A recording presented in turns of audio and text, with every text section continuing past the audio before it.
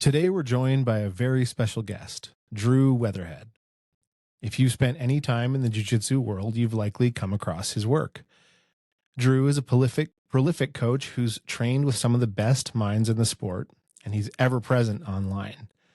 Between his popular online courses and his Instagram account, BecauseJitsu, which more than 10 years on remains one of the most followed jiu-jitsu meme accounts out there, Drew has carved out a unique and respected place in the community. And even with all of that, he's also found the time to author 2 books. In this conversation, we'll explore his BJJ journey, where his focus lies today, and his thoughts on the future of the art. Maybe even get into some favorite techniques and training insights along the way. Let's get into it. This is episode 21 of the Black, and Blue podcast. My name is Travis. This is the Canadian Tree Stump Emmett. And we have Drew Weatherhead. Hey, thanks for having me here today, guys. In his fancy BJJ Fanatics t-shirt. I like how you opened it up, Yeah, my wife always gets on my case about it because half of my attire is now jiu-jitsu shirts and half of that half is all BJJ Fanatics because half? They throw you merch every time you're there. And it's like, feel like they're blessing you and like, wow, that's so cool. And what it turns into is you're just a walking advertisement everywhere you go for the rest of your life. I just have to go outside for 1 second and get some merch. I'll be right back. I have no idea what you're talking about. Yeah, right? Parabellum. Yeah, I think I have almost like 90% of my shirts are jiu-jitsu. Yeah. It's and insane. For some reason, most of them are black with white. Yeah. That's like most of them. My wife's like, are you colorblind? I'm like, I might as well be at this point because everything is black and white. I am, so I just go with it. There you go. It all works. Your shirt is black? Well, I know that it's black, and then someone told me that it was red. I was like, I was hoping it was orange. Oh, yeah, that's right. You got a red thing, right? Yeah. I don't see like that color spectrum. I see out of like 32 colors, I see 8. So you don't see red, bro. No, I see it. I don't even know what color. I can see normal people. That's funny because you got the orange bar on your black belt, right? Yeah, that's the piss off other black belts. Black belt right there. Have you pissed off other black belts? Oh, so many. I got when I like posted that with my one stripe. I only have like 3,000 some followers, but I got probably about 40 messages being like, "That's so disrespectful to this." Really? I was like, dude, just like, come on, like, look at the rest of my Instagram. I wear the orange gi. I wear camo gi. Like, chill. Wait. Give me some context here. What was the disrespectful thing? So black belts have like a red bar, or if you're a competitor, they have a white bar. Right. And I ripped that red bar off and I put on a piece of my original orange gi. Oh, okay. And I just put it on there as like, I like the orange. I kind of also like to piss off the IBJJF crew. And so people like just tried to, and like I just laughed it off. I don't care. Well, it's funny because, the black belt didn't used to have a bar at all. Back in Elio's day, he took on essentially the judo style belt, the karate style belt that had no bar. The bar got created much later than him. And in fact, he never even had a black belt for the longest time. He had a dark blue belt. It was like white, light blue, and then dark blue. Yeah, that's right. Yeah, that's right. So white is a new student. Light blue was an advanced student, whatever that meant at that time. And then the dark blue was the instructor. And at a certain point, they fully adopted the judo belt system, which, by the way, for people who don't know, was adopted from swimming in Japan. So, I mean, everybody, it's all just fudging around and trying to figure out what you like, more or less. But then it gets codified, and then you get these culty people being like, no, it should always. And it's like, bro, chill. If he's got a creamsicle belt, I don't care. It's like we're in such a show me art, which is so funny that people get pissy about that type of nuance, because it's like, can you do the thing on the mat or not? Does anything else matter besides that? Should anything else matter besides that? Do you compete at that level and show what you can do? Awesome. You're there, kind of thing. Yeah. Do you pay enough influencers to go get a black belt in 3.5 years? I mean, if I was getting like a crazy amount of money, I'd be like, you know what, here you go. What's the worst that could happen? I don't got much notoriety or like credibility to my name. Those people that like gave it, it's just like, damn, man. Yeah, that Moneyberg thing's quite a hot topic this year. It's one of my favorite meme talk. They gave me so much ammunition with that. Apparently, I don't even pay Travis enough to give me a black belt in 3.5 years. So, Not yet.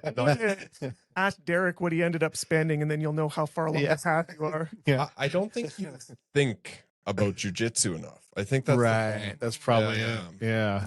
You got to think more about You jiu-jitsu. might just not be smart enough too. He's a pretty smart guy. Yeah, he's really well spoken. Yeah, yeah, and stylish. The socks. The socks, yeah, man, the socks. Man. I love the socks thing because anytime you see like any photo in jiu-jitsu and they have their socks on, you're like, oh, look at this Moneyberg looking guy. Oh man, They're like, oh.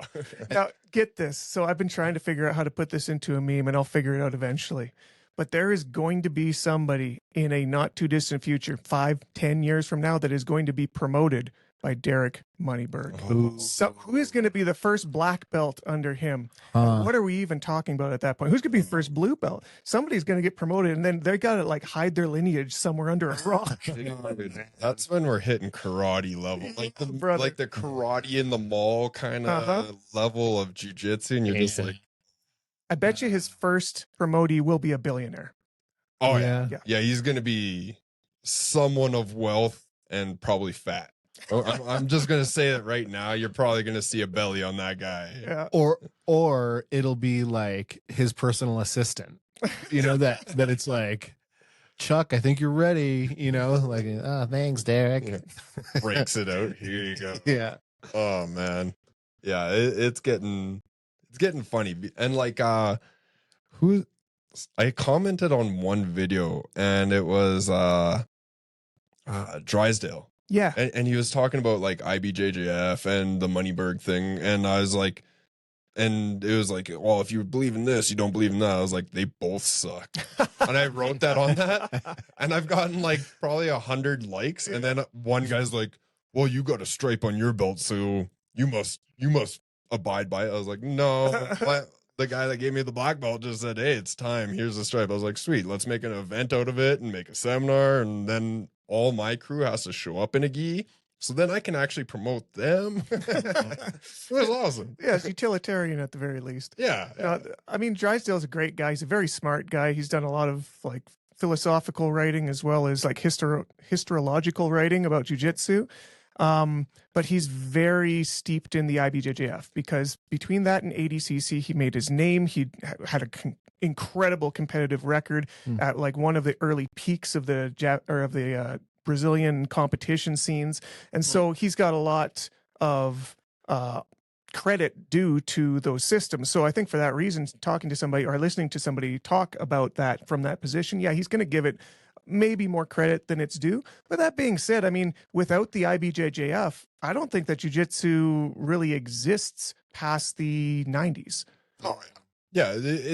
We needed a federation. We needed something to like kind of glue it together and give a rule set or a way to move forward.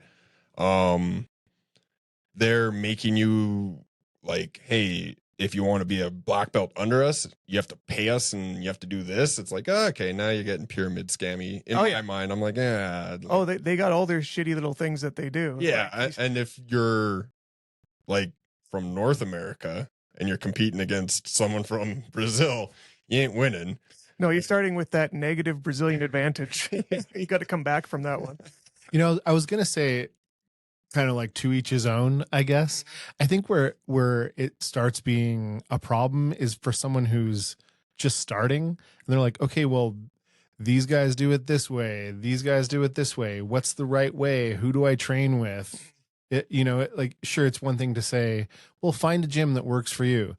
But I mean, with all these different sort of governing bodies and styles and approaches, for someone to whom it is a mystery to begin with, where do you start, you know? Well, welcome to jiu-jitsu is what I would say. There's no way around that. I don't think there's a single format or construct that you could build that would encapsulate all of jiu-jitsu. Yeah. The problem is, like, compared to almost any other martial art, name another martial art, even the other grappling arts like judo, for example, it's been codified, but it has, 76 throws or something like that. Like, you can enumerate them, and you're expected to know a certain amount by a certain belt, and like is very rigid in that way. Try doing that with jiu-jitsu. Try just doing, okay, here are every single move you can do from close guard. Yeah. how many years is that going to take to learn? Well, Are you if we're going talking to about, use them if we're all? talking about me, it's 1 or 2. So So we're talking. You put 2. yeah, 1. It's 1. It will be thousands of possible techniques that are going to be like plug and play for building out any person's specific game. Yeah. And so how are you supposed to qualify that against an arbitrary measure? Yeah. You know what I mean? So you're going to get like, yeah, this arbitrary measure is for this, which is IBJJF or ADCC or fill in the blank when it comes to, well, at least there's something. But really, I think they're just trying to like add a little bit of credibility to a sport that is so expansive, or I should say an art that's so expansive. Like in karate, you have 2 legs and 2 arms, and there's only so many things you can do with them. There's certain punches and certain kicks, and then you've learned it. And then it's all just about motor memory. It's about speed and timing and putting them together, and you make your sort of individual style like that. But jiu-jitsu is not like that at all. Yeah, we have the same number of limbs, but how you use them is so much more expansive. And I think because of that, you're never going to have the ability to cordon it off into any sort of code. And there's like the incorporation of the throws and the stand up Of and course. everything, right? It's not just a one-dimensional. Jiu-jitsu is like the great thief, right? Because we stole everything. Like from judo, from wrestling. They don't like to talk about that. It all came from Elio Gracie, right? Totally. But like you see people shooting amazing double legs, but they classify themselves as jiu-jitsu guys, and you're like, well, we just stole that from there. Or catch wrestling techniques, sambo. All we've done is went, we like that, yoink, jiu-jitsu now, here's a new name for it. And you're like, well, that had a name. We're just like, nah, that's jiu-jitsu now. There's something to that for sure. I don't think that the names are as important as what's going on. And I think that's another thing people get stuck up on. If it isn't the belt or the rank or the competition, Who you got your belt from. Yeah, exactly. So, no, we don't call that scarf hold here. We call that kasagatami, or we don't, that's a juji gatami. You know, like they get really picky. It's just another way to be culty. Again, like what can you do on the mats? Period. Yeah. Is there anything in jiu-jitsu right now, development wise, trajectory wise, that you find really exciting? In the grander scheme right now, what's been happening for the past, I'd say 5 or 6 years, although you could probably go back 10, is a leaning more into nogi, which is a much more kinetic style of the art where there's not as many grips. It's a lot faster paced on average. So the reaction times get cut in half and quarter and eighth, and like fractions of a second can change the entire match. Whereas the gi, that's really not the case. There's very few scrambles you can't follow. And because of that, it's become a much more spectator-friendly sport. And because of that, now there's money that's getting put into it because you can actually make pay-per-views that matter. And that is influencing the art in a way that's pushing more towards a scramble-heavy style preference. So you look at people like, one of my favorite up-and-comers right now is Joseph Chen. Oh my God, it's so much fun to watch. I don't care who he's going against, if it's his weight class or lower or higher. I don't care. Just put him against anybody. Or like the Rotolo brothers, put them against anybody. It's not like they can't do that in the gi, but it's so much easier and more accessible no gi. And then you throw them in a pits or in a cage or whatever and just watch them go. Wind them up and watch them go. Who is that little guy that went for CJI? I know who you're talking about. He was like, he went against like the giant dude. This is, and he threw him. Yeah. Little Mexican guy. I can't remember his name right now. It's not coming to my head. I know.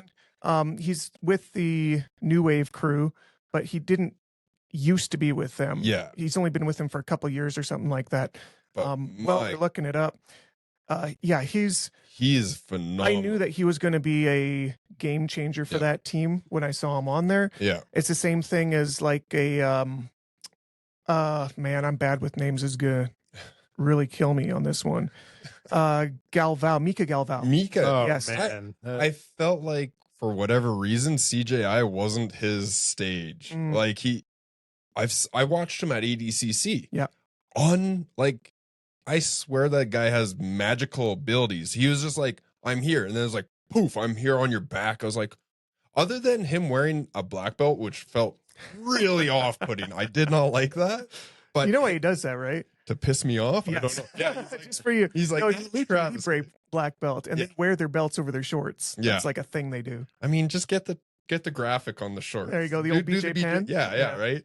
But yeah, other than that, like his grappling was so amazing, every bit of it at ADCC. And then I was like so excited for it when it came into CJI, and then I was like, but I mean, it's the level of people that he was against, maybe, or I don't know. That's half of it. But name a person that was exciting to watch. You're going to be able to probably not fill up one hand. Yeah, And it's not because they sucked, and it's not because the level was so high that they couldn't do anything. I think it's the rule set. The rule set really neutered that whole thing because it turned into a team sport, and it's not a team sport. So you're having people that any given match that you watch on there would have been a super fight on any other card. Every single one of them was pay-per-view quality as far as the namesake. But the thing is, they're going in with coaches in their ear saying, just stall this one out. We just need you to knock this guy out. You're going against Nicky Rod. Just make sure he doesn't win. That's all that matters. It's the only format I've ever seen in jiu-jitsu where you can lose and win. Yeah, you lose to win. That was Varner Rocha's like only thing. And that dude, like, credit to that guy.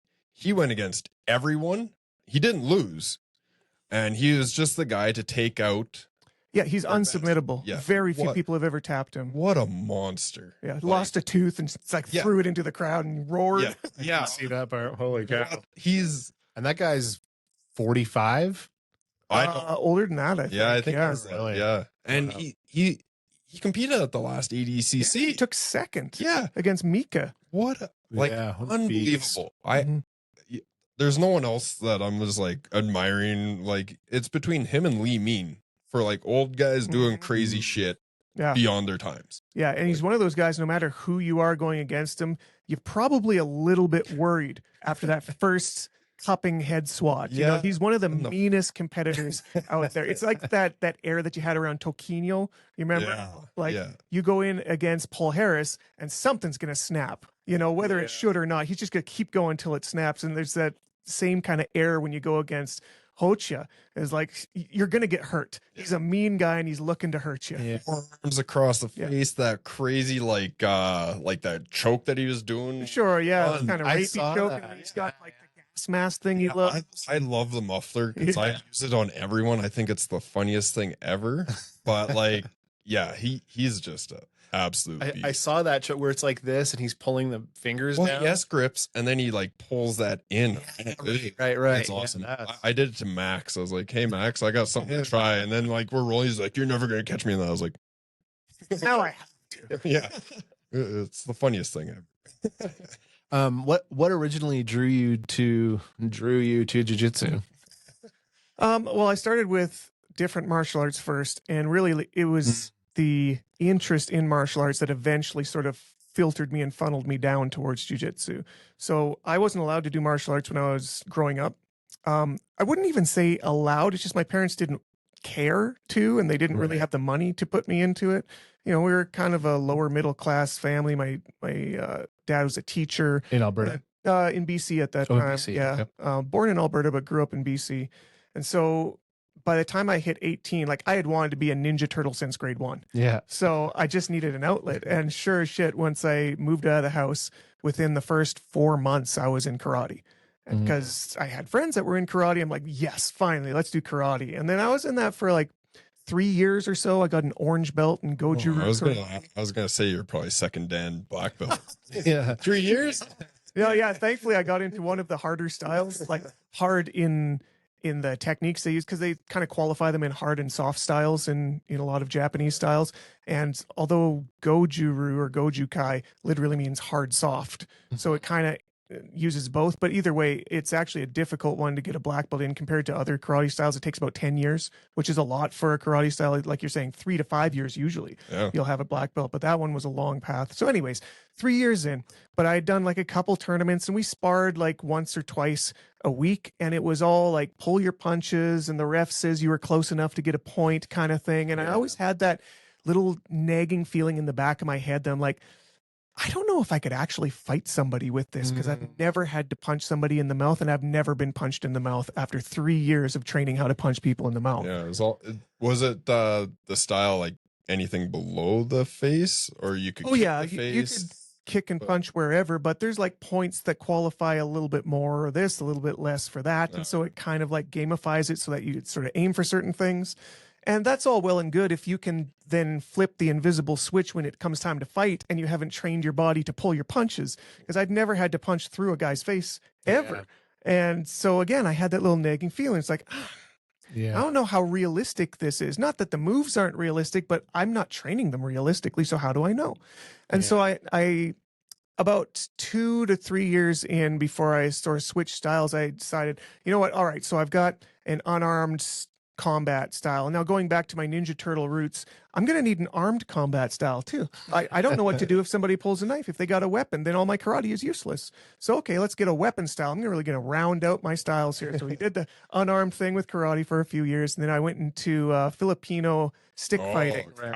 Cali. Illustrissimo Cali. And go figure, when I was living in Red Deer, there was actually one of the grand masters in his style in the world living in Red Deer, because Canada attracts a lot of Filipino people. Yeah. And this guy, he grew up with the guy who created his specific style when he was like in the 50s and 60s down in, I forget what part of the country he was in, but he lived with the master for like 10 years. And I'm just going to say Manila. Yeah, I think it probably was Manila. And man, it was legit. Oh, dude, the stories you would hear from this guy. His English was okay. It was enough to understand what's going on.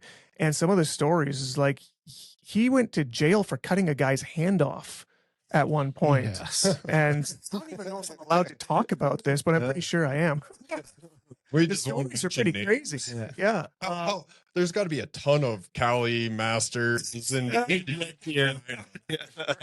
But anyway, so I trained with him for a couple of years, and it was sort of the same thing, because almost every training session was a one-on-one, or sometimes we'd have two people and the master there, and most of it was learning movements, learning patterns, learning striking angles, and then you would practice them against the tire that was on a stick, and then you'd try to get like the rhythm, and you'd learn these patterns. And then when it came to sparring, I only ever did it a few times in 2 years that I was there, because usually it was privates with this guy, and you'd have an hour with him, and then the next guy would come in, kind of thing. But I asked him, like, can I do some actual like fighting sparring? And he's like, oh yeah, we've got padded sticks, and we've got helmets that you put on. I'm like, great, put the helmet on me, throw me the padded sticks. And same thing, like I was probably 18 months into training 4 times a week. And I went in there with a helmet on and padded sticks, and it turned into whack-a-mole immediately. Yeah. Like all the technique goes out the window when somebody's there trying to whack you back. And I'm thinking to myself, if these were blades, we'd both be cut to ribbons, and we're training this. I don't feel very trained all of a sudden in what they're saying they're training me. And it's not to say that the techniques won't work. And it's not to say that they taught me nothing. But again, I had no actual legitimate feedback. And once I did, I was like, oh, I don't know anymore. And so, I mean, I had watched the UFC back when it was on VHS, when I had to rent it from Rogers Video. Yep. And so I had that in the back of my mind when I was like 16, I had been watching that stuff. Yeah. And so I was probably about 19, 20, maybe early 20s by the time that I'd done karate, I'd done Cali, and I was like, you know what? We're going back to MMA. What do I need? I've got a fighting style, unarmed. I've got an armed style. I don't have a ground style. Yeah. And apparently a lot of fights go to the ground. So let's do a ground style. And of course it's got to be jiu-jitsu, because it's Hoist Gracie. Hoist Gracie beat everybody, right? So I'm going to look. So I go into the yellow pages of the phone book to date myself. There's no Googling stuff in 2007. And I looked up jiu-jitsu, and there was precisely one. There was one place. It was the only one that had an ad for it, had a phone number. I phoned it up, and they said, show up next Wednesday. And it was in a guy's garage, and the guy didn't even own the garage. He was in another person's garage that he rented out. No way. He already had it padded for a different style of jiu-jitsu, like a Japanese style one. And this guy's doing Brazilian style in there.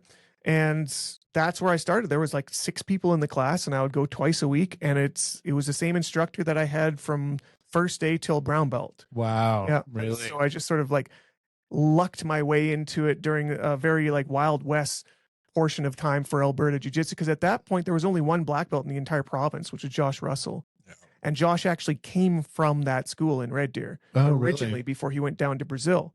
So Dave, my instructor, was a co-student with Josh while he was coming up. Same with Garrett Curran. They were all in that same little group in that garage. And so did that that garage gym continue to grow, and is it now still a school? Yes and no. So it is still a school, and it did grow, but not that much because it's still kind of a side project, passion project, hobby for Dave. Like, Oh, cool. He had full-time jobs and careers in the meantime, and I don't think he ever had a time when it was more than twice a week that he was training with the occasional open mat. It would be like a Monday, Wednesday, or a Tuesday, Thursday sort of schedule. Yeah. So it was a hobbyist pace, and I liked getting into the competition side of things. When I started, my first competition was 6 weeks into training. Oh, man. Way too fast. I didn't know anything. I gassed out hard in my first match. And I remember I got caught in a guillotine choke. It was a 5-minute match. This was up at the sub series up at Yakulik's place back in the day. Man. Yeah. Old school. Yeah. And, I got caught in a guillotine choke with maybe 10 seconds left, and I ended up tapping with 1 second left in the match. I had no idea because I'm gurgling. I don't know what's going on with the time. They don't tell you anything. Yeah. And so I tap, and I look up at the ref, and he's looking down at me disgusted. He's like, "You had 1 second left." But I mean, I was at that point where 1 second I would have been lights out anyways. It was so far into the choke kind of thing. And so I was gassed and I was depressed. And then I had another match like 2 minutes later, and I went in and I got a nosebleed about 30 seconds in and just disqualified myself from the tournament. I went outside, puked in the grass, and that was my first experience as competition. You're like, I'm hooked. This is great. I was so mad at myself, and I was hooked to training after that because I'm like, I can do better than that. That can't be where I peak. I got to be so much better. And I remember writing up a diatribe of an email to Dave over the weekend because he wasn't there for that because he had work or something.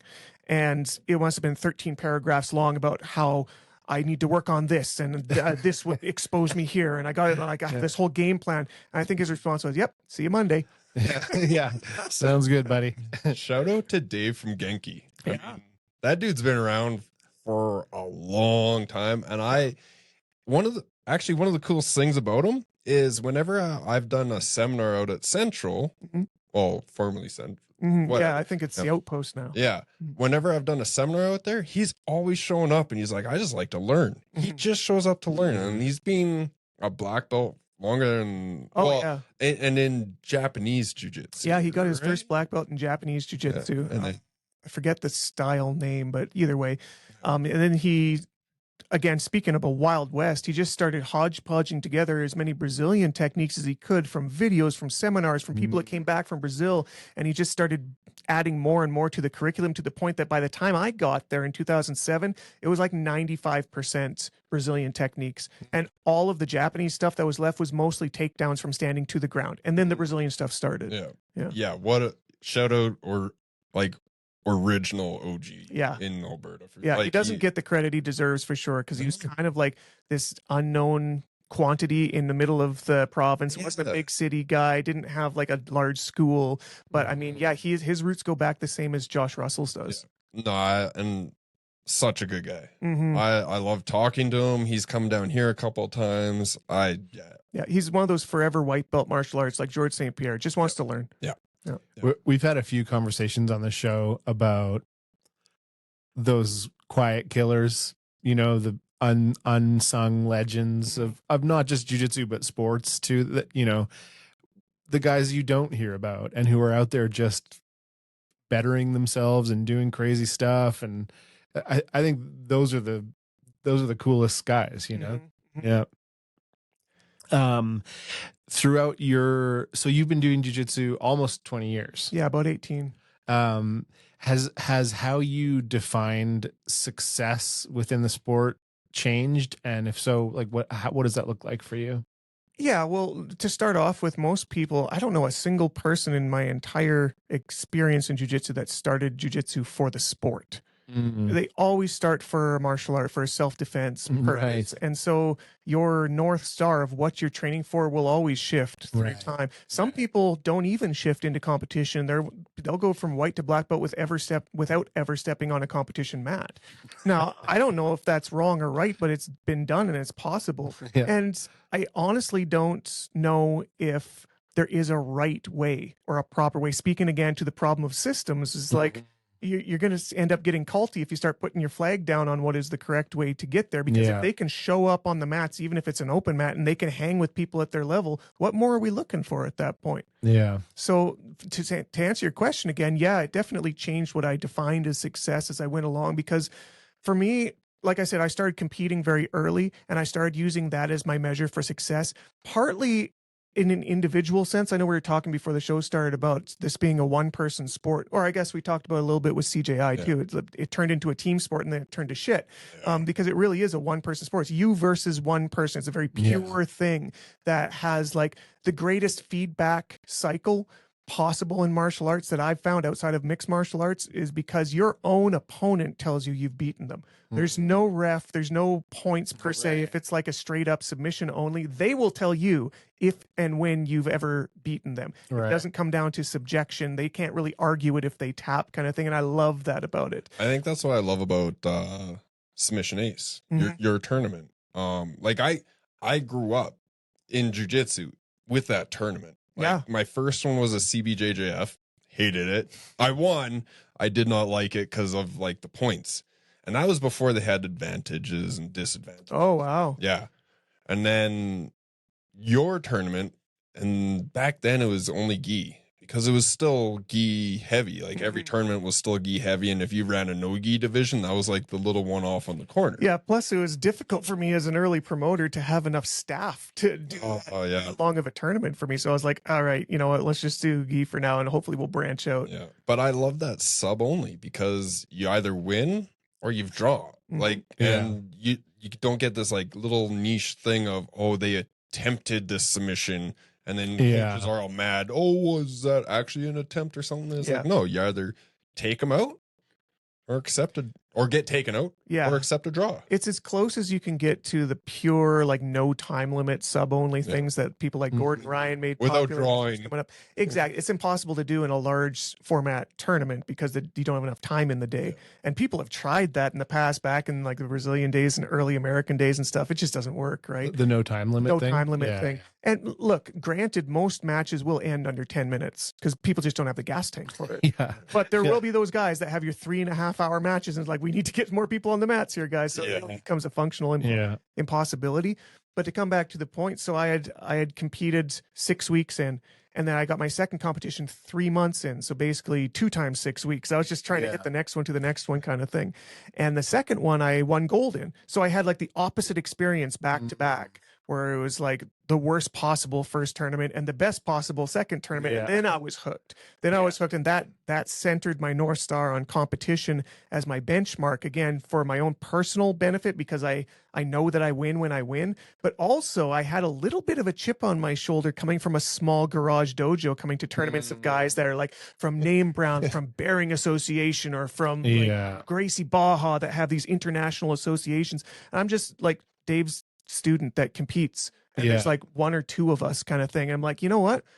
Nobody knows who I am or who we are, or that we can do this. And the fact that I can hang with them in the same style that they're learning means that this is legit to me. And it also, as sort of the representative of Dave's style, means he's legit as an instructor. So it felt like it fell on my shoulders for his sake to promote his jiu-jitsu, so that at least people could say it was on par with what they considered a traditional Brazilian lineage, which he never had. That's exactly where my dark horse name came from, right? Because my first super fight on Sub Ace, it was against Mason Wang. Okay. Right? And I heard, and I kept getting all these posts. Oh, I train with all these black belts, and nothing against the guy. Like, this is a long ass time ago. I was a blue, or no, I just got my purple a week before that. And he was a purple for a while. And you're like, are you sure you want to take this fight? I was like, yeah, 100%. Is there a belt on the line? Yes, let's go. That's all I need. Yeah, that's all I need. And then you're like, he's also coming in 15 pounds heavier than what he said he was. Oh, I remember this now. Yeah, he was huge. He was. I didn't know how big he was until I went up and when I shook his hand. I was like, oh man, he's big. And then, but all that was the build up for his was, I've been training with all these black belts, because he was under JR, and then he went to 101, and then that's all it was. And then I was like, I'm just a small town. We have like 10 people. I'm running it. I am running this hard. Feels good to be the dark horse, you know? I love it. And like nothing to lose and everything to gain. Yeah. And I mean, now that we've grown a bit more, I'm like, is it still? But we have like that. We're still not like affiliated with anyone. We don't have like that crazy lineage. But I mean, like when I came into that one, that was when I was like, I'm in this forever. Mm-hmm. I loved it so much. Yeah. And then as time went on, I had a great competition career, if you can call it that, from white to blue belt, and then it kind of petered out around purple, where I was like win one, lose one, more or less at purple. And then purple was a long belt for me, so I got to blue belt in 2.5 years. I got into purple belt 2 years after that, and then purple itself was 4.5 years, where there was like a lot of nonsense with politics and affiliations and stuff. I remember that. Yeah, it hit a head at that point. And it was legitimately the only time in my entire jiu-jitsu career or experience that I had legitimately considered quitting. Yeah. Because it was so demoralizing, thinking that there is no way forward from this point. Because of there was like red tape kind of thing. Yeah. So at that point in time, and this again, things change with different rules and stuff over time. Yeah. To put myself back in those shoes, this was like around 2012. 2013, I had brought Kyotera, multi-time world champion at that point. I think he'd won it 8 times in the gi at IBJJF, 80cc and no gi and everything else. And I was talking to him, and he's like, well, Drew, like, you're a decent purple belt here, but I would suggest, knowing that you don't have a Brazilian lineage to you, not to get a brown belt until you do. Because if you get a brown belt, it's much harder to enter into an affiliation without resetting your rank, or at least back quite a ways. Because at that point in time, IBJJF, you could challenge a purple belt level, but not above that. And so I, with that in mind, reached out to Robert Drysdale at that point and asked if, like, I went to one of his seminars that Luke Harris brought him up, and I had a private with him after, me and Dave, and we asked if we could join the affiliation. He rolled with us a bit to see what our level was. And at that point, I had one of the greatest compliments of my life after getting obliterated by Robert Drysdale. There's levels. Obliterated. I've never had a good 30 seconds against that man, and I've rolled against him a few times. He's just so good. Really? And it's not even that he's big and strong, which he is. He doesn't even use that against you if he doesn't have to. And it's just hits you with magic techniques you've never heard of. He one-handed toe-holded me in the gi before I even knew what that was. I just tapped to my foot hurting all of a sudden. I was like, what the hell was that? Kind of thing. He's like, don't worry, we'll show you later. And keep going kind of thing. So is that the same bullshit that you showed Lucas that he did to me? Yeah, probably. Sure. Yeah. But imagine Drysdale's elbow down on it. It was over right away. But yeah, he tapped me like 15 times in 6 minutes or whatever it was. And afterwards I was like, oh, Jesus, like this, what a horrible showing. He's like, you know what? Yeah. You're about a purple belt level. Holy crap. Like, that was the greatest compliment I could have got, because at that point I was trying to prove to everybody that I was a purple belt level. But now this, again, 80cc champ who choked out Marcelo Garcia says, yeah, you're definitely a purple belt level. It's like, hell yeah. Yeah, that's a good compliment. Yeah. And then he said, all right, we'll set you up with the affiliation. We'll go through the whole thing. And it turned into, okay, well, now I've got, and then I went to a Luke Harris grading after that, where I went through the tests for the purple belt, and I got the purple belt with the black bar, because we didn't have bars on our belts. We were using the Japanese style ones before that. And so at that point, now we were officially with a Brazilian lineage, and there was that thing. But then we got stuck there for like 2 years, because as a garage dojo with like 6 people that would come out that would pay $50 a month kind of thing, all of a sudden it became incumbent on us to bring up one of their higher black belts once to twice a year for gradings, because we can't grade ourselves. Right. They need to grade us. And that's like a $2,000 to $4,000 bill between travel, between pay, between the whole thing. And it's like, we don't even make that off our students in a year. You know, like what? No, we can't do that. And so there was this push and pull, and they weren't willing to give, and we couldn't go down there because we had full-time jobs, and this was a hobby kind of thing.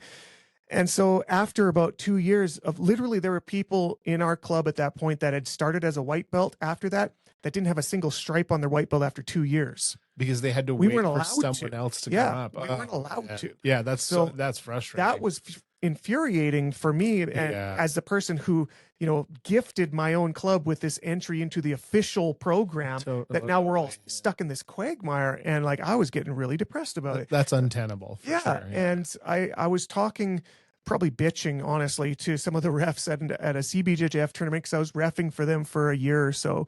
And, through the grapevine, I think I was talking to Brett Cooper about it, who was the head ref there. And he talked to, or, he passed that sort of idea or the problem I was having at my gym on to Super Dave, to Dave Rothwell, who at that point was one of the higher ups in the Pacific Top Team affiliation. I think he is the official lead now. But he, after this tournament, said, Drew, like, I'm out for a few days here. Do you want to have me over for a seminar while I'm out here? We're not that far from Red Deer. I'm like, yeah, that'd be great. Yeah, we got you down. How much would it cost? Don't worry about that. Just charge people $40 or whatever, and I'll take what I get, kind of thing. I'm like, holy crap. There's a 3rd degree black belt that's going to come out and teach in our, at that point, we were in an abandoned church. Nice. Yeah. I remember that. It's the right. coolest looking thing ever. Jiu Jitsu had paint glass, where they call it the stained glass windows. It was pretty cool. Yeah. But again, there was maybe 8 people that came out to the seminar. I'm like, this guy isn't getting paid his gas money basically to come out. Yeah. And at the end of the seminar, he said, all right, let's line up for a picture. And before the picture, and he threw me a brown belt. And I broke down. I was like, man, holy shit. It felt like a cage door was being opened up. Wow. And he let me out of this quagmire that I was stuck in for years at that point. And like, not only did I want to keep doing jujitsu, but now and he told me, he's like, you're a brown belt under me. If anybody has a problem with that, they can take it up with me. Don't answer anything for anybody, because they're talking to me now through you. And you have the ability now to promote anybody without my oversight, up to purple belt, four stripes. Oh man. I was like, that's how I got my black belt. wow. Yeah. Because if anyone had a problem with you giving me my black belt, take it up with Super Dave. Yeah, Dave's another one of those people. Know him in his area. He's well known in BC, but again, he's a pioneer at levels people don't even understand, because without him, there wouldn't be me. And I'm not putting myself on a high horse, but I've got roots in jiu-jitsu in Alberta that would have been torn out if I didn't have that ability to keep my progression going at purple belt. I probably would have fell off, to be honest. Wow. It's rough. It was, and another shout out to your tournament. It was the only one that allowed me to compete up a level, because I was always like, I was under Champion Screed at the time, and I was like, man, I just want to do my own thing. And I know that I'm probably around a brown belt level. Let's play around, or a purple belt level. Let's play around at that. But I wasn't there officially. And you're like, yeah, I don't care. No, I love it when people want to challenge up. Yeah. I've had, the only problem is when people want to go down a belt. It's like, I don't really, I just got my purple yesterday. I don't feel like, no, you're purple now. Sorry. You can go up. You can't go down. But for people who want to go up, I'm like, hell yeah, get it. Go show something. If you got a chip on your shoulder, you want to prove something, what better place? That's kind of like a misunderstanding of what it means to earn a belt, right? It's like, you're there. That's what Travis usually says, is like, if I'm giving you X belt, it's because you're there. It's not because like you're just tiptoeing over the line. It's because you are a purple belt, or you are a blue belt, or whatever. And sometimes you have to grow into it. Sure. But you're there. And I'm probably the stingiest guy. I'm just like, right? Yeah. wear your gi once in a while. Yeah, fair. Yeah. But it's like, I'll promote you if I feel you're there. If I see you rolling at that level, I'm like, cool. And I rolled everybody. Like, I have no qualms. Like, brand new white belts, there's like, I get to roll with a black belt. Isn't that a funny thing when they're like looking at you like, sensei? I hate that so much. Sensei. It's like, I will say, like, you were here last, whenever that was, last month, I guess. And I think it's, you as a guest, it's incumbent upon me to say thank you for rolling with me. Like, I think that's an honor, for sure. I think it's just respectful. Right? Yeah. But it's just, think about it from the other way around, where you're the black belt that shows up to a gym that just wants to train afterwards, and people are like, may I please have, it's like, yeah, that's what we're here for. Sure. Yeah. Oh yeah. Let's just slap and go. Yeah. Think, sure. That being said, though, sorry to interrupt, but that being said, there are some black belts that are like, It's true. stuffy about it. It's true, especially if you don't know them. Yeah. Then yeah, but I know for people like you and me, that it's a more of a surfer vibe. It's like, yeah, hell yeah, we're here to train. It is an opportunity though, like, you know, for especially getting a higher level person here, it's just another vantage point, Set of eyes. Yeah. That's something that, again, I love when people do, and I don't push on them. I kind of want them to do it, is afterwards, if they've never rolled with me, for them to ask me a question about it. I love that, because I am paying attention while we're rolling. And if there's certain things, certain holes, certain mistakes that they make, or something good that they do, I'm happy to let them know. And again, to your point, it may be something that their coach hadn't noticed because they roll with them every day, or some mistake that just isn't in their style or game to address. And anytime I can help somebody like that, I feel like my time being there was well spent. Like after our roll, you told me to take up badminton. Yeah. How's that going? Amazing. I'm a black belt. Nice. I think it was. I said pickleball, but oh no, that's a bit too rough. One thing one thing kind of a side note here. So I was doing a little bit of, internet research on you, as one does. And I'm like, okay, so this guy's got a successful meme account. He has online courses. He's a book. He has a book. He has all this stuff going on. And he also has had time to write 2 books on neuroscience. Oh yeah, two philosophy books. But there's also a Drew Weatherhead. Oh yeah. Oh my God, that's so funny. Who is a neuroscience professor who has written books on neuroscience. Yeah. And I was like, come on, man. You know what's funny is I got plugged into a chain email like 2 weeks ago of some of her students that are like pre-grad, they're like on this project, and they're sending me like revisions to their manuscript for this study that they're doing on cognitive therapies. And after a couple of them, because I'm like, I don't want to interrupt this chain. Opportunity. I missed a chance, right? So much fun. So I responded to the person that was one of the people on the chain. I was like, hi, I think you've got the wrong Drew Weatherhead. If you're looking for the psychology and neuroscience major who's on the East Coast, that's not me. Try a different email. And then literally, I swear to God, 30 seconds later, I get another email back from her. And this lady's like, hey, girl, you wouldn't believe it, but there's another person that I've been emailing. Who's this Drew Weatherhead? I'm like, hello again. You still have the wrong email. Man, they're like, I've been diving into this dilemma about neuroscience, and you're like, try a reverse Kimura. I don't know. Did they tap? But I was like, for a second, I mean, it's all ready. You have a big list of accomplishments, and I was like, okay, he's got some books on neuroscience too. Cool. But speaking of books, do you want to? I'd love to hear about the books you actually wrote. Yes. Yeah. So you can find them on Amazon for anybody who wants. I've written 2 philosophical treatises, which are basically looks into big topics. So for example, the first book was called Consciousness, Reality, and Purpose, and it focuses on those 3 major topics. So I mean, what a crazy thing to even try to write about, but they are universal things that I wanted to look into for my own sake, and then sort of report back what I found. And so it's more of like an exploratory over those 3 major topics, and I go into 9 chapters in each, making a 27 chapter exploration of consciousness, reality, and purpose in order. I'm already back to feeling bad, so thank you. He did it. Yeah. That's incredible. And so the second book, which came out a year after that, was called Layers of Truth, where I went and deep dove into the concept of truth as a concept, because it's one of those things that you think is like, it's obvious. Things are factual or they are not. So that is what truth is. Right. Turns out that fact is like the lowest level of what is truth. What you do with fact actually builds what your proprietary ontology of truth is. And it turns out there's all sorts of different people with all sorts of different ideas of what the actual truth is. So where do you find that, and how can you rely on finding a divining rod for your own sake? Because you have to build your own network of what you think is true. That's both a blessing and a curse, is you don't have to believe anything that anybody says out there, but at the same time, you're going to have to figure out through your own work in the real world, what you think and believe is true. And so this book went into a construct that I built for myself, that I try to level out my own thinking on truth. And it's my concept or construct is to have a well-balanced worldview. Doesn't mean you need to know everything. Doesn't mean that you have to be an expert in any given thing.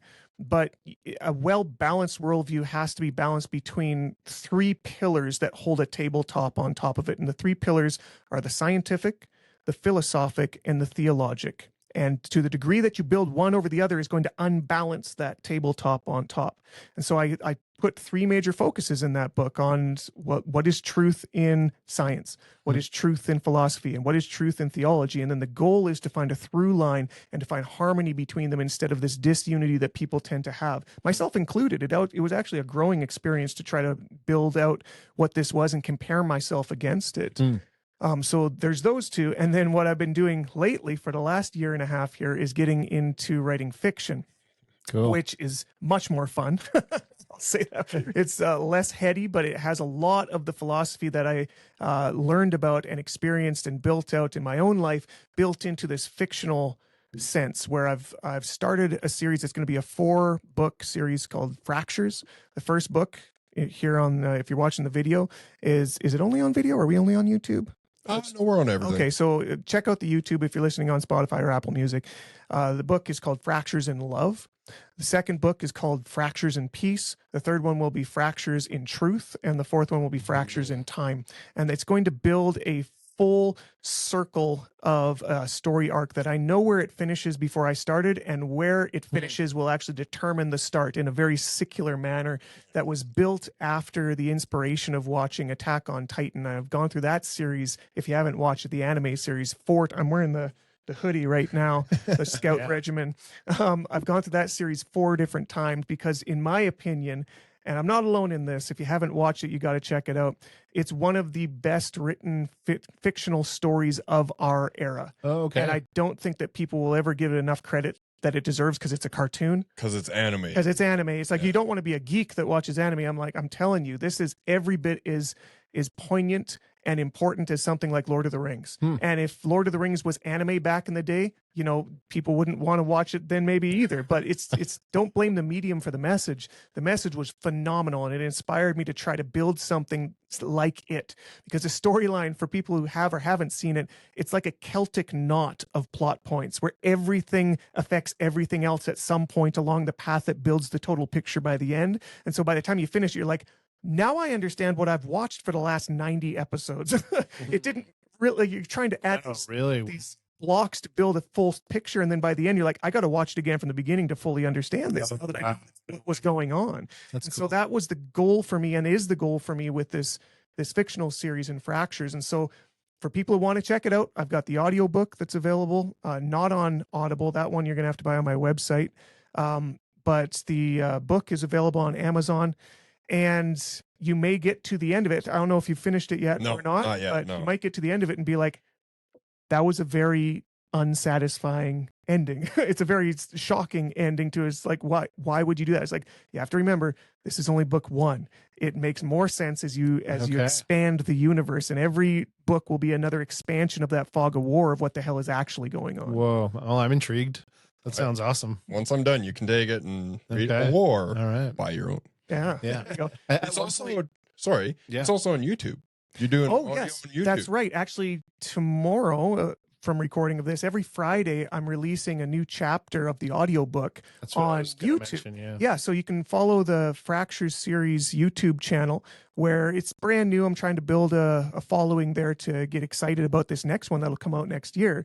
But what I'm going to do is, I spent nearly 200 hours producing this audiobook. It's a really polished project that ended up being about 15 and a half hours long, all told.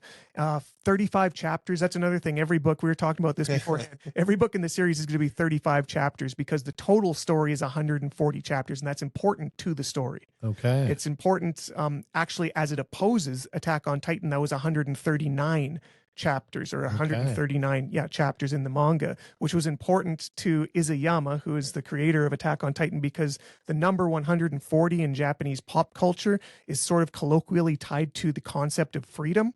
And so in his story, they never quite got to freedom. They ended at 139. And mine ends at 140 because by the end of it, it will redefine freedom in a strange way that kind of is an homage to that series. Both numbers I do not like. Yeah. It's that little Blame the Japanese. No, it's just the look of them. In my head, I'm like looking at it, like, I don't like either one. Yeah.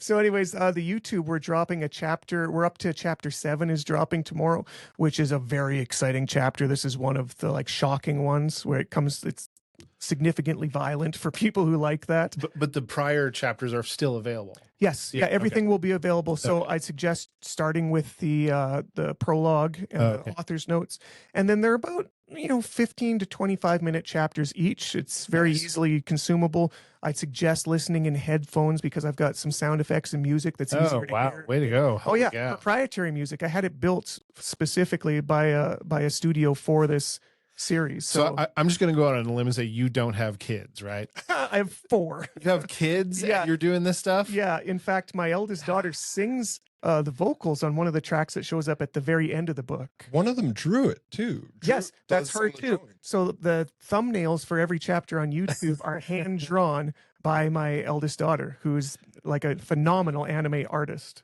Wow. Yeah. Okay. Once she gets like unbelievably talented and out of my money perspective, I'm going to be like, hey, come draw on that wall. And try to pull a favor. Yeah. I mean, I just helped you plug your YouTube channel. True. Come on. I do want to ask Trav, what's our drop dead time? 4:30. 4:30. Okay, so we got about 20 minutes. Okay. There's a couple things I want to cover here. I did want to ask, the meme account, the BecauseJitsu. I wanted to ask if that has given you any other interesting perspective on the sport and or its participants. Oh, definitely. So this will tie back into the earlier storyline of me getting frustrated during my purple belt, during all those political struggles, that's when I started doing memes. There wasn't really jiu-jitsu memes. There was about one account back then called BJJ Problems. They started in 2012. They're the legitimate OG, the first ones to ever do it. Okay. He's Brett. He's my friend who's out of Salt Lake City. I'm actually going to go see him when we go down here in a few weeks. But at that point, I was basically the second person to start like a standalone jiu-jitsu meme account to make fun of jiu-jitsu, because to me, I was actually lashing out when I first started. I wanted to cut it down a few pegs. Yeah, exactly, because I was mad. And it started off as like, it wasn't as satirical as it was like sardonic. I wanted them to hurt. I wanted to sting people in jiu-jitsu. And the weirdest thing happened when I started putting them out there on Instagram, back when you could get seen on Instagram in 2015, is people started liking it. And not just liking it, but relating to it. And it's like, we are stupid because of that, aren't we? And I was like, hold on a second. Maybe I'm not the only one that sees this. Yeah. And so I started making fun of all the obvious things to make fun of in jiu-jitsu. And everybody was laughing along with me. And I was like, okay. And then at that point, it shifted from sardonic humor to sarcastic humor to like, and it built its own thing that honestly, it was very organic. It was very grassroots. I never intended it to become the monolith that it has, but really I've been doing it for 10 years now. Yeah. And it's wild the amounts of access that I've had to the sport through an avenue that wasn't winning a world championship. Because again, I kind of like petered out my peak at around purple belt where I'm like, okay, I'm not going to be a world champion. I probably shouldn't even compete in those tournaments because I see the people that are there. And so what is my avenue? And it turned out that it was comedy through pictures on Instagram. And, you couldn't plan that. You couldn't have expected that, but it really is what has built this third rail to the scene. And again, I've accessed incredible coaches, incredible athletes. I've done collaborations with people that I probably never would have even met, let alone talked to. Yeah. And like I can DM people, basically anybody in the sport, and get a response because they know who I am through that account. I mean, you're on the Black and Blue podcast. Yeah. Look at that. Holy cow. It's the only reason I gave you the black belt. By the way. Yeah. The tippity top. I knew it was coming. Well, there's 2 of us, so Yeah, more money from you. You got to wear my rash guard. Anytime. And so like, did it help you get through that period? Oh yeah. Yeah. Yeah, for sure. Like this was before I got my brown belt. Obviously, it was before I even knew I was going to, because I didn't know until I got it. Yeah. But it was almost therapeutic for me at that point. It was a catharsis. Right. It was a pressure release valve where I could shit on the thing that was pissing me off, and I actually felt good about it. It didn't feel like it was out of malice after a little while. It felt like there was a camaraderie that was being built. Yeah, and this that's really community cool. that loved it, because who knows how many other people were out there in a similar situation that just like, you know what, I feel like I not only relate to this, but I'm allowed to like this. I don't have to say it in, closed doors away from the coach's ears kind of thing. Yeah. Some of these things might be insulting to an old traditionalist. Yeah. And it just kind of, you're not suffering alone anymore. You're suffering together. Yeah, that's right. Misery loves company. It became this whole little unity of miserable people. Another thing I wanted to ask you, we're kind of jumping around here, but we have, just maybe 15 minutes left here. As I mentioned I have MMA training. I'm fighting not this weekend, next weekend. So, and Jonah. You can skip it. What do you need to train for? Yeah, right. Well, I'm sitting there. I'm like, I mean, if he punches me in the face enough and breaks his hand, I can win that way, right? Yeah, their little glove. Just train your forehead. Yeah, right. Just dip down. What was that? Gladiator, that old boxing movie where he just dipped his head in. And he's like, top of the head, hardest part of the body. We should have added that in the top 5. Oh yeah, damn. We did a best martial arts movies ever episode. It was Pung Pao Enter the Fist. Yeah. See, someone else has watched. Yeah. Come on. That's what reminded me. He says, you're saying that there's that one scene where he's like, we trained him wrong from birth as a joke. You like the head to your fist style? It's the head to foot style. How does your foot feel now? The tongue thing. So good. Oh man. Okay. Number one movie. Sorry, go ahead. Number one martial arts movie ever. Ooh, ever? Yeah, just throw you right on the spot. Okay. Tony Jaa, The Protector. Nice. The Protector. Okay. That's a that one. great movie. Phenomenal. And that was one that was in the era of Jet Li, who kind of set the new bar after Bruce Lee. And suddenly this guy comes out of the Philippines. I was like, he's cooler than Jet Li. And he did like Jackie Chan style all his own stunts. Yeah. But with like viciousness. Oh, behind. bro, the Muay Thai stuff he was hitting on there was so violent, and I was like, I'm hooked. Yeah. I gotta watch some of his movies. I've never watched them. Yeah, that's it's a gem. Is that the one with like the elephant, I believe. Yeah. Well, that's the but On Back or The Protector? Oh, On Which Back. one was the one where they go up and it's a continuous scene? It was like 10 minutes of I want just to say straight. that's maybe Song Bak. Okay, I'll put them both in there because honestly, they're both like just continuations. Those are the jewels, the crown jewels of Tony Jaa is Ong Bak and the Protector. Yeah, so good. Did we in that episode? Did we mention that Danny the dog one? Danny the dog. It's like Bob Hoskins, and he has I forget. It could be Jet Li that's in that one, and he like keeps him in a cage. Oh no, that's Unleashed. Unleashed. That honestly, elsewhere it was called Danny the dog. I think. Oh yeah.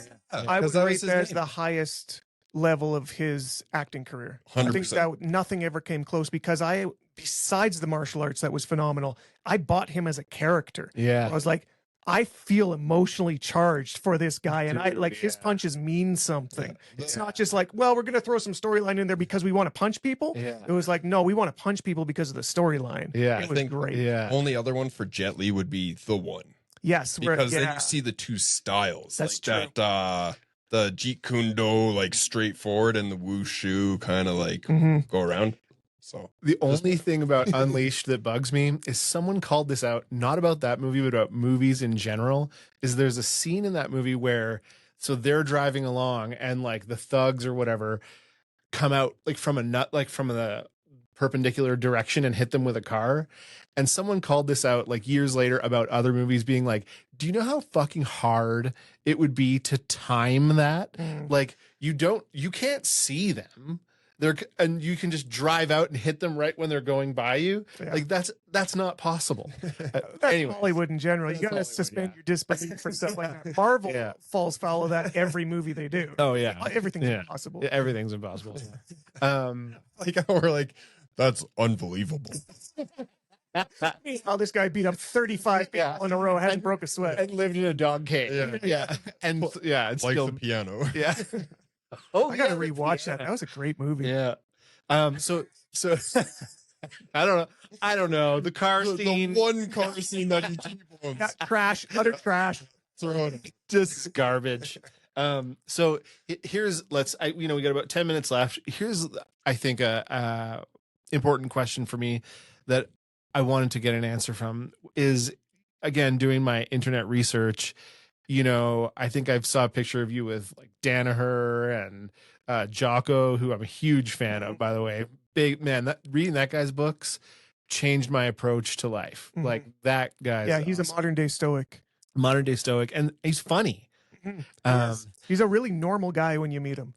You can imagine, But so what I wanted to ask you is, having met all these like really high level, influential, call it famous jiu-jitsu folks, is there any through line with all of them? Something that kind of ties them all together that you see as a commonality? It is the mats. There's so many people that is literally the only thing they have in common. The jiu-jitsu, unlike a lot of different activities or professionalities, it takes a horizontal slice of the population, of the human population. So, if you're into stocks, you can get this far into, getting into the wealth circle, but not if you're into dog grooming. You know what I mean? Like there's certain things that only go so far up the ladder of society. Jiu-jitsu, you've got Mark Zuckerberg doing it, all the way down to the person you've never met in India. Like they're all in there. And the number one through line is the mats that we're all in love with. A great example of this is Pete from Origin, the guy who started Origin, who Jocko is tied in with now. Yeah. His business acumen, his artistic acumen is highly underrated. But the number one thing that you can get him talking for hours about is jiu-jitsu. And he's been doing it for like 20, 25 years. Yeah. And you can still see his eyes light up when you talk about like, oh, this one grip from De La Hiva or something like that. I'm like, you're still a nerd. We're all still nerds at this stuff. You know? See people jump on like hotel, like in the carpet. And yes, like you see Mikey Muchu. Oh, dude, the number of times I've been like, all right, drop down. Let me show you this right now. And you just do it. And you're just like dirty ass carpets in a hotel. And you're like, yeah, I want to see the Mikey lock, or I want to see this new like Woj lock. I want to like. See, that's where grappling socks started, because everybody has socks on when they do that. Yeah. Yeah, you just kick off the shoes and you go. But I've done that so many times, and it's just second nature when you get into like the nerdum. You're just like, yeah, I want to see that, or I want to show you that. Yeah. And there are some people still, which is weird, that are like, no, I keep my secrets. But the vast majority of people are like, I'll show you. Yeah, outside of those first generation or second generation Brazilian people, I don't hate on them for it. It's what allowed their style to become what it was, because they had to keep secrets and stuff in that time. But now that everything is out, like, you can go train with John Danaher in the room. You can go train with Eddie Bravo in the room. Like it's wild. Like I even have a hard time rationalizing the people that I've had access to or contact with. Like I've done a podcast with Russell Peters before, because he's a jiu-jitsu blue belt. During that podcast, during that podcast, Chuck Liddell came to the door because he was training him that day in his his little training room off to the corner. It's like, I'm gonna have to cut it short, guys. Chuck Liddell's here. He's like, say hi, Chuck. I'm like, what the hell is happening right now? There's just this dude in Lacombe, Alberta, that just happens to have a meme page, and suddenly it leads, like, everything was so strange to end up in these atmospheres and stratospheres of people I have no business talking to, let alone interacting with. But it is that through line. It's the only thing. Yeah, that's really cool. That's really cool. It's phenomenal how it works. Like, even this, like, between us, when I dropped my affiliation and Carter reached out to you, I think, and it was like, I don't care who I get my black belt under. Like, I don't want to deal with it. I just want to do my thing. And Carter's like, well, I'll find someone because you need your black belt. And then through you, and then through that. Yeah, he didn't have to ask me twice. To me, it was like, take it and double it for the next person. It was passing Carmel along because I got offered that through Dave Rothwell. So like, what? Of course, I'll offer that to someone who needs it in a similar situation. And it's just been, I think that's how it builds up. And I think that's why you're where you're at, because you've built it up and you've just kind of snowballed up to it. You might not see like that direct line, but you've built up to that. And it's awesome. You built it from the Alberta Jiu Jitsu community and Western Canada Jiu Jitsu community does owe you a lot. I do. Competing at your tournaments is what kept my goals going, and then talking to you, having you as a mentor kind of thing. It was funny because when we were drawing up the conversation points, he's like, well, the intro, yeah. But it was a coach. Yeah, I basically understood that you had coached Travis at some point. And I was like, well, no, he's coached against me and we've rolled against one another, but that's not kind of how it works, but it's a cool relationship to have. And I think that's built up upon it, and how you've built up to meet these people that technically you wouldn't have met otherwise. And it's a construct that's probably somewhat unique to jiu-jitsu. You know what I mean? Like, I have this problem with this belt situation. It needs legitimacy, but I'm in this I don't know that I could find another, like, an equivalent to that somewhere, Yeah. Well, Dave, like Super Dave, the first time, like, because technically would be like somehow under him. If I went to IBJJF, I would be under him. Yes, that's right. Yeah, because that's the only place it matters. Yeah, and that's never going to happen. Right. Yeah. Never going to happen. Yeah. But they wouldn't allow any of my shit anyways. But the first time I ever met him was at Central there, when Lucas and Paul got their black belts. No way. That was the first time. The first time I ever met him. I might have sat beside him. Probably saw him at a tournament at some point. Yeah, but I've never talked to him. And then talking to him, I was like, you're kind of like me, but like a gi version. Yeah. He's like a proto, I shouldn't say proto, but he's like an offshoot of Hodger Gracie. His whole style is Hodger. Like peak Hodger in the gi against Jacare Hodger. That's his game. He was showing some crazy stuff, and then when he was like, oh, okay, I'll use you, and he used me for one, and he's doing like the back slap. He's like slap grip. I was like, dude, he is so strong, deceptively. You're a strong guy. He's crazy strong. His close guard is impassable. Yeah, I was, because he was injured when I was there. I was like, oh, next time. He's like 100%, because he's another guy that will roll with everybody, and he wants to. Yeah. And it was cool because he's like, I'm injured. I can't. I really wanted to, but I can't. I was like, that's fair, but one day. But just from the little bit that he was showing, I was like, his grips, unbelievable. When he squeezed you in close guard, I felt like I was going to poop. Yeah. And I'm not lying. I didn't have to poop. I just felt that's, and he was demonstrating. Yes. He wasn't even in. Right. I've experienced this with a number of different high level black belts. And I say high level when I'm talking about the move that they're demonstrating is high level. Because everybody, like I said, there's a million different moves in jiu-jitsu, and you don't have to know them all, and you won't know them all, but you'll have your moves in there that builds out your proprietary style. And I've run into people like that. For example, Dave is like that with close guard. Gary Tonin is like that with heel hooks. I got to be a demo partner on one of his seminars, and he's like, oh, here, just give me your foot real quick. I'm like, all right, here you go. And the moment he closed his inner elbow on my heel, I was like, oh, I get it. Please don't break me. Like his whole body was built for that move. Same thing with Eddie Bravo. I went to one of his seminars and I was having a hard time with this lockdown technique. I was like, it doesn't feel very strong. It feels like you can just slip out. Am I doing it wrong? He's like, man, you sit down. Let me show you. And he sits down and puts me in it. And I was like, oh my God, this thing's a vice. Like, not only am I not doing it right, but his whole body was built around this move. Boogeyman Darce. Yes. That is another one. They have their move. Yeah. His Darce, I think he Darced me like eight times in 6 minutes. I was a purple belt and like comp purple belt. I was like, oh yeah, I get to roll like this superstar that's kind of my body size, like type. And he just whooped my ass. It's that same thing. He just whooped my ass. There's levels to it, just up and down. And then he's like, you're pretty good. I was like, Oh, are you kidding me? I'm going to go cry in the corner right now. I don't want to brag, but I've actually gotten to that level with tapping. My technique is flawless. If you keep working out, you'll get there with badminton too. Yeah, I think I'm getting there, man. Yeah. Thanks for your advice on that. That's why I haven't seen him on the mats for a bit. Yeah. And that's why this arm is so built up. Well, it's 4:30.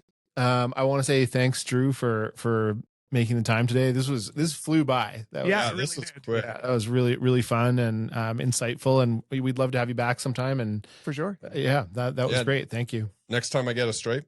Yeah, that's right. Hopefully before another 3 years. And Might be too big for me at that point. I mean, I have been working on my pressure game, and that was actually one of the coolest things when I got on Lucas, and he's like, "Don't let him get on top. He's actually heavy." The skinniest fat guy. Yeah. No, it'll be good. Anything else you want to plug? Anything else you want to say? I saw your leg locks. Yes, they were on sale today. I've got 7 different series on BJJ Fanatics. So you can check them out if you want. Like my whole catalog of stuff is on Drew Jitsu online. I got my own site there that you can either buy a la carte, different series, or you can subscribe and get it all as a recurring member, a monthly thing. Check out my books. I'm really putting a lot into those right now. So you can see what's free on YouTube. You can go buy the full audio book on my site. You can go to Amazon and get the books. It really encourages me as a first time starting out author when these people are hard. enjoy them. These are Very hard to difficult. do. I'm in the middle of the editing process. Yeah, that's right. I'm not happy. Like this is a lot of work. You have to go beyond just writing your ideas. It's fun for me too to start at the bottom of another iceberg where it feels like I'm still underwater and people aren't really seeing all the work that you put into it. But then you just start to crest it when you put it out there to the public. And I mean, I'm kind of like sitting here excited to hear what people think about it. Kind of like that. It's like that 3-stripe, 4-stripe white belt, and you're like, Am I a blue belt? Yeah, it's gonna be coming, right? Excited. Yeah. So please check those out and hit me up online if you want to talk. I'm very accessible on Instagram, especially. I got my personal account there, Drew.Weatherhead, or you can fire a message away to the DMs of the meme account and test your luck because everything goes past me there. It's a very big account, but BecauseJitsu for that one. Nice. Yeah. Awesome. Thank you so much for jumping on. Thank you, Emmett, for throwing us together and taking the time. Yeah, no, it's always my pleasure. Yeah. Other than that, catch you on the flip side. Nice.